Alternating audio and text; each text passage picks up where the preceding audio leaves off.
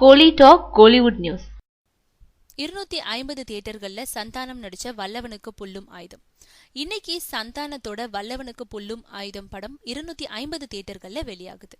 PVP சினிமாஸோட இணைஞ்சு சந்தானம் தயாரிச்சு நடிச்சிருக்கும் படம் வல்லவனுக்கு புல்லும் ஆயுதம். சந்தானத்தோட நண்பரும் நடிகருமான ஸ்ரீநாத் இந்த படத்தை இயக்கியிருக்காரு.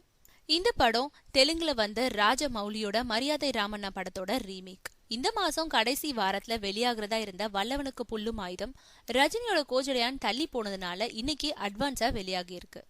சரியான நேரத்துல தன்னோட படம் வெளியாறதாகவும் இதுல 10க்கு 10 மார்க் எடுத்து தேர்ச்சி பெறுவேனும் சந்தானம் சொல்லிட்டு வர்றது குறிப்பிடத்தக்கது. சந்தானத்தோட இந்த படத்துக்கு தமிழகம் முழுக்க 250 தியேட்டர்கள் ஒதுக்கப்பட்டிருக்கு. 10க்கு 10 எடுத்து தேர்வாரா சந்தானம்? பார்க்கலாம்.